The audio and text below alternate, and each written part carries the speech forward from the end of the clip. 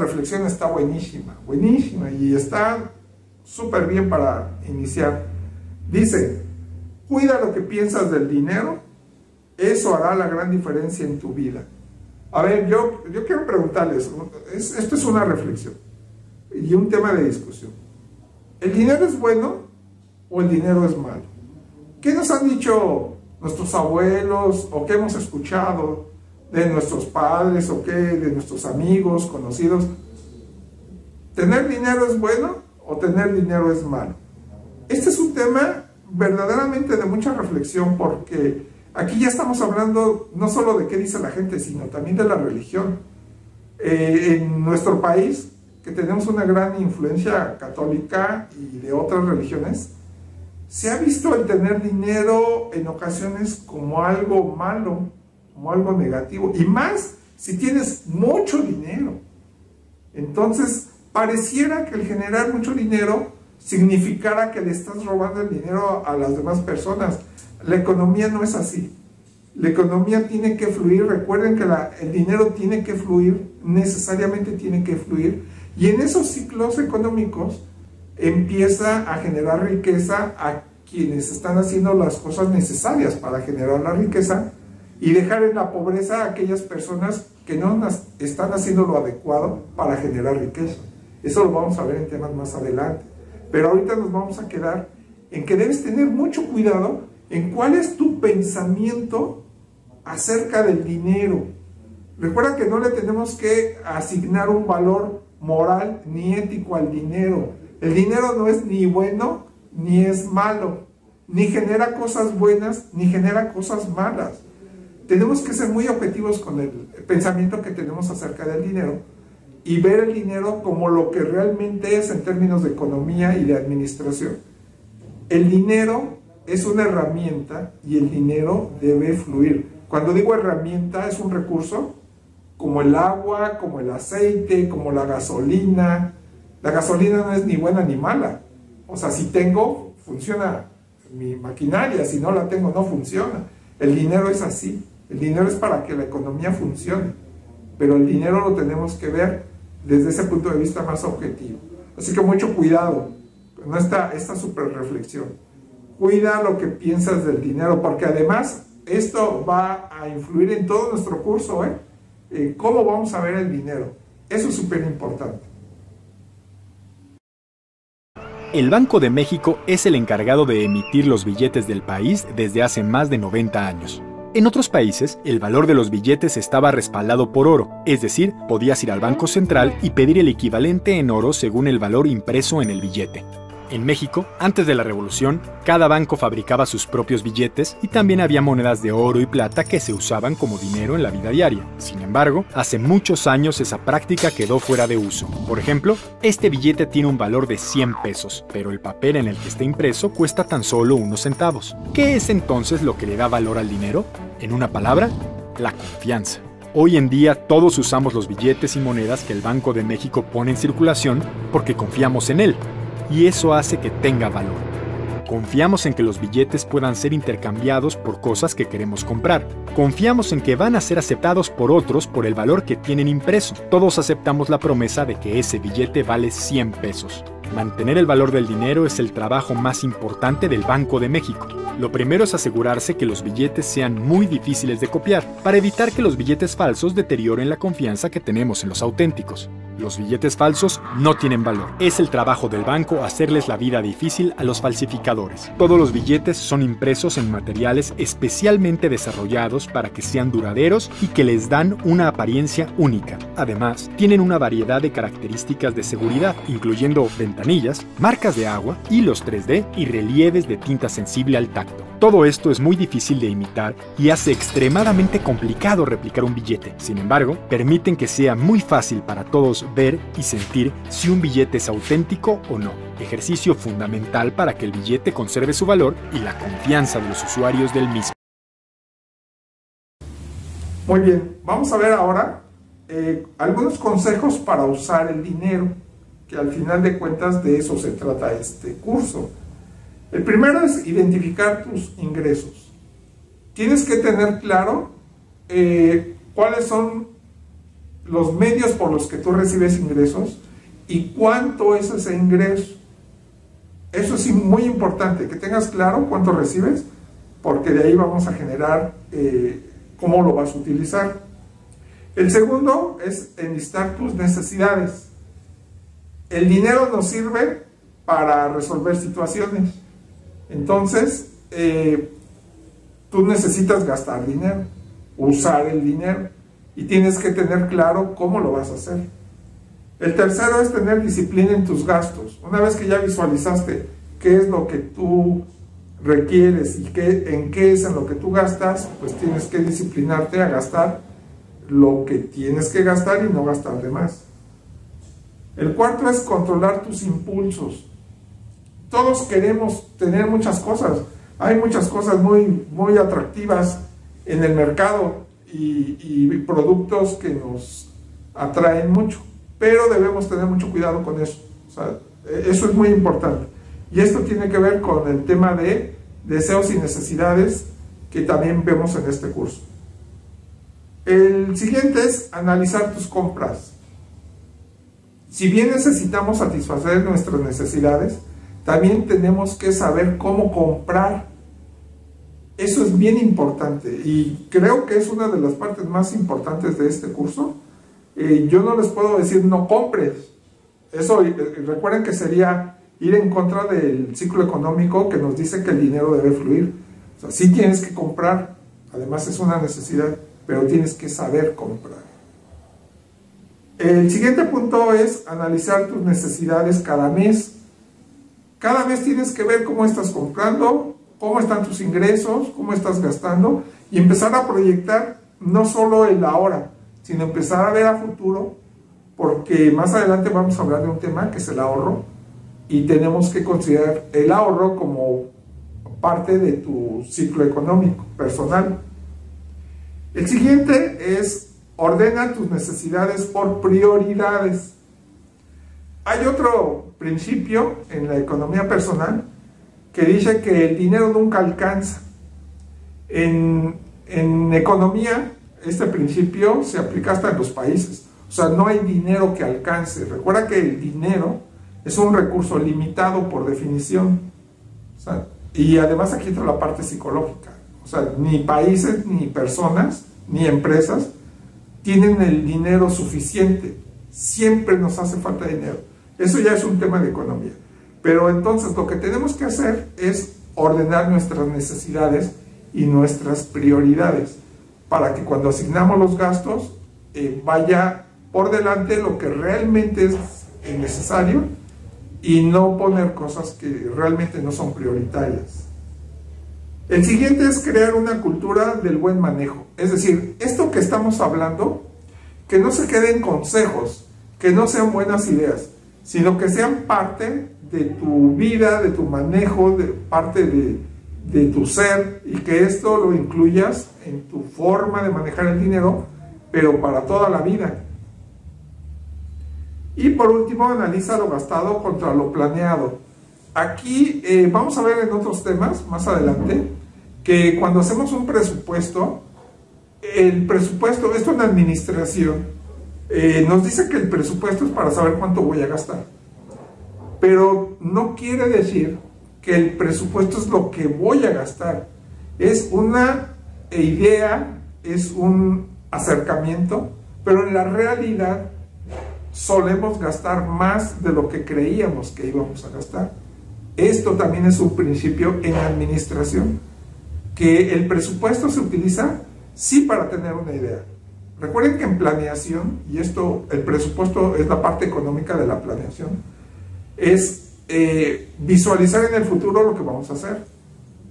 Pero en la realidad, cuando chocamos con la realidad, necesariamente hay ajustes. Por eso este punto 9 dice, analiza lo gastado contra lo planeado. O sea, ¿qué fue lo que no salió como creímos que tenía que salir y por lo que tuvimos que hacer ajustes? Esto con la finalidad que los siguientes presupuestos sean más acertados, sean más reales y que nosotros nos disciplinemos a ajustarnos a esos presupuestos. Casi siempre que queremos mejorar nuestras finanzas, lo primero que se nos viene a la mente es cómo manejamos mejor nuestro dinero, cómo lo gastamos mejor, lo invertimos, lo ahorramos, lo distribuimos entre las diferentes cosas que tenemos todos los meses. Y pues la verdad es que cuando una persona se pone a pensar cómo puedo mejorar esta distribución de dinero, cómo puedo mejorar mis gastos, reducirlos, en fin, se hace difícil y abrumador pensar en tantas cosas al mismo tiempo, y aquí es donde entra en juego una regla que te puede ayudar a lograrlo. Es básicamente una estructura de distribución financiera que te permite todos los meses saber exactamente cómo puedes tener el control de tu dinero de manera que tú estés logrando tus objetivos.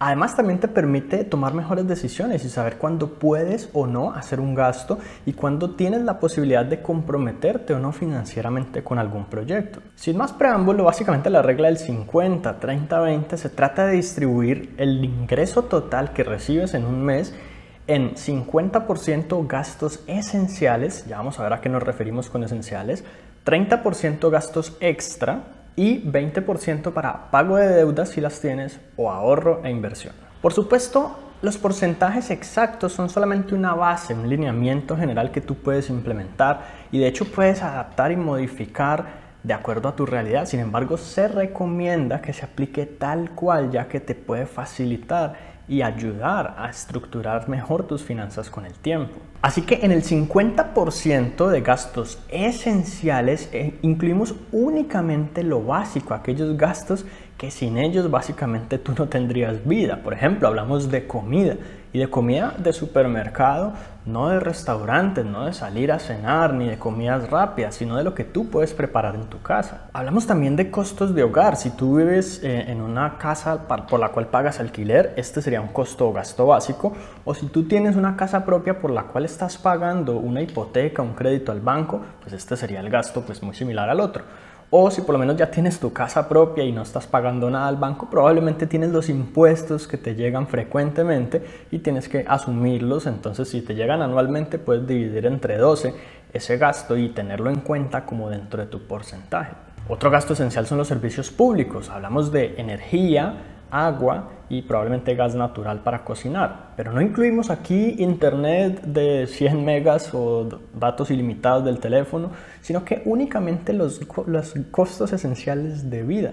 Y dependiendo de la situación, puede que algunas personas tengan, por ejemplo, un crédito estudiantil o un crédito de vehículo, dentro de lo cual podríamos incluir los pagos mínimos en este 50% esencial, especialmente si el vehículo es el que le permite ir a trabajar todos los días o es prácticamente el que le permite generar su dinero. Eso es por el lado del 50%, ahora hablemos del 30%. En este caso incluimos todos aquellos gastos que realmente, si lo vemos seriamente, no son necesarios. Muchas personas consideran que se morirían sin internet, pero si tú no pagaras por internet, no te morirías de hambre, no te quedarías sin un techo bajo el cual estar en caso de una tormenta, no te quedarías sin una cama donde descansar todos los días, en fin. Pero por ejemplo aquí podríamos incluir una membresía de gimnasio, televisión o Netflix y otras suscripciones, internet fijo de hogar o datos móviles, salir a cenar en un restaurante o comprar comidas rápidas, o por ejemplo salir de rumba cada 8 días y comprar bebidas alcohólicas,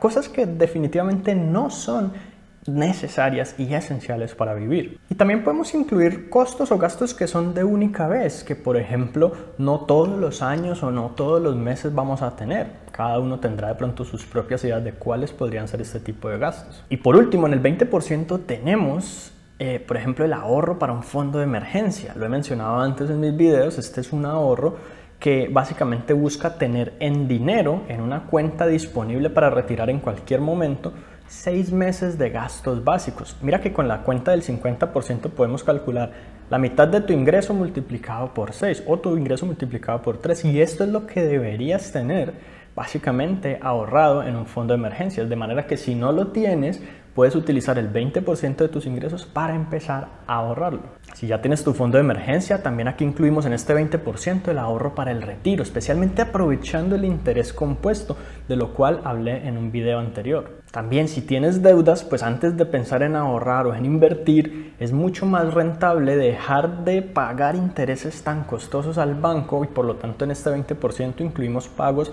extraordinarios o abonos a capital directo a las deudas que tenga, lo cual te reduce el plazo y te reduce los intereses en el largo plazo. Y en caso de que no tengas deudas, pues sencillamente aquí podemos incluir también lo que son las inversiones. Ya sean los aportes periódicos, ya que tú puedes mensualmente simplemente decir el 20% o el 10% de mi dinero voy a invertirlo en este fondo de inversión o en este mecanismo de inversión, o que tú digas voy a comprar una casa, voy a invertir en bienes raíces, necesito una cuota inicial de tanto dinero, entonces voy a empezar a ahorrar el 20% de mi dinero para ello. Es una inversión también. Ahora, ¿por qué la regla del 50-30-20 puede funcionar? Y vamos a ver en cuáles escenarios no funciona realmente. Primero que todo, la gran mayoría de las personas se gasta alrededor del 90% de sus ingresos en lo que son gastos esenciales y no esenciales. Esto es sin contar con que muchas personas simplemente están endeudadas, están pagando intereses altísimos, no dejan de comprar café en Starbucks o salir a comer en la calle y realmente no le prestan atención a cómo están distribuyendo sus gastos. Es más, la mayoría de las personas casi nunca diferencia gastos esenciales de no esenciales. El conocer y aplicar esta regla implica saber cada gasto en qué categoría va y también implica dejar un 20% para ahorro, ya que un 10% que si acaso es lo que la mayoría de las personas juiciosas y que logran ahorrar consiguen, pues ese 10% no es suficiente para conseguir nuestras metas. Con esta regla podríamos ajustarnos a de verdad ahorrar un 20%. Y aún así dejamos un 30% de nuestro ingreso para lo que queramos, de manera que no sintamos que el ahorro a largo plazo nos está limitando el día de hoy. Sin embargo, hay que hacer un cambio fundamental en la forma en que manejamos nuestras finanzas, y es conseguir que nuestros gastos esenciales sean el 50% de nuestro ingreso, ya sea aumentando nuestro ingreso para que ese 50% sea más grande o reduciendo nuestros gastos. Para saber si un gasto es esencial o no, pregúntate cómo sería tu vida si no tuvieras ese gasto en absoluto, si no destinaras esa parte de tu dinero a ese producto o a ese servicio. Y por supuesto hay que ser realista y razonable a la hora de pensar si un gasto es esencial o no. Independientemente de esto, la mayoría de las personas tienen gastos esenciales por encima del 50%, y hay que empezar por hablar de la comida. ¿Cómo podemos economizar en comida? Comprar en momentos que haya promociones, buscar un producto de similar calidad pero de menor precio, o comprar en combo, paquete, pague 2 y lleve 3, o cualquier otra estrategia que nos permita facilitar un poco, alivianar esta carga de gasto básico. También con los pagos mínimos, por ejemplo, de una hipoteca. Muchas personas pasan años y hasta décadas pagándole al mismo banco el crédito hipotecario que les dio la primera vez y no buscan otro banco que les compre esa deuda a una menor tasa simplemente por ignorancia o por pereza, cuando podrían estar reduciendo sus cuotas mensuales considerablemente y sus gastos de intereses también. Y para todo el gasto bancario también es bueno buscarse una entidad que no te cobre seguros, que no te cobre cuotas de manejo o anualidades o sobrecostos por los productos que manejas con ellos. En realidad esta parte no es tan difícil como parece, pero realmente hay que empezar un trabajo de interiorizar cuáles son mis prioridades. Y hablando de prioridades, ¿qué pasa si nuestros gastos extra o lujos o gustos están por encima del 30%? Aquí es donde hay que saber que realmente estás priorizando tu presente por sobre tu futuro. Y yo siempre lo pienso de esta manera: si tu situación financiera hoy no es la ideal, es porque hace 5 o 10 años no planeaste que lo fuera, no tomaste decisiones alineadas con una mejor situación financiera el día de hoy. Piensa que de todas maneras esos 5 o 10 años a partir de hoy igualmente van a pasar, y lo único que puede cambiar es que tú hoy tomes mejores decisiones con tu dinero, con lo cual estás priorizando también tu futuro. Sí, disfrutando hoy razonablemente, pero pensando en que más adelante vas a necesitar quizás una mejor situación, y quién más que tú para tomar la decisión de adquirir la responsabilidad de mejorarla. Así que planea cómo quieres vivir dentro de los próximos 10, 20, 30 años y empieza a actuar acorde a ello. Modifica tu estilo de vida, date cuenta que existen maneras realmente de tener diversión, entretenimiento, bienestar, armonía y felicidad sin necesidad de enriquecer a las empresas que venden alcohol o enriquecer a las empresas que venden televisión hoy en día pagando por 400 canales cuando solo vemos 3. Sabiendo que podemos hacer ejercicio en casa o en el parque sin necesidad de pagarle a un gimnasio, de que podemos negociar con nuestro proveedor de internet una mejor tarifa o buscar una competencia simplemente que nos brinde un mejor plan. Y aquí es donde es fundamental que tengamos claro cuál es el 30% y que cualquier gasto que esté por fuera de ese 30% no lo puedo hacer. E incluyo en el 30% solo lo que considero más prioritario para mí. Y ya cuando hablamos del 20% restante, por supuesto, si tienes deudas, la prioridad es que no ahorres, ni que inviertas, ni que pienses en tu retiro ni en tu futuro, sino que pagues esas deudas cuanto antes. Es mucho más rentable eliminar permanentemente esos intereses que cualquier rentabilidad que te pueda ofrecer un proyecto en el corto plazo. Pues tiene que ser una locura de proyecto que te brinde un 50% de rentabilidad o quién sabe qué cantidad, pero realmente liberarte de esas deudas cuanto antes y evitar incurrir en futuras deudas adicionales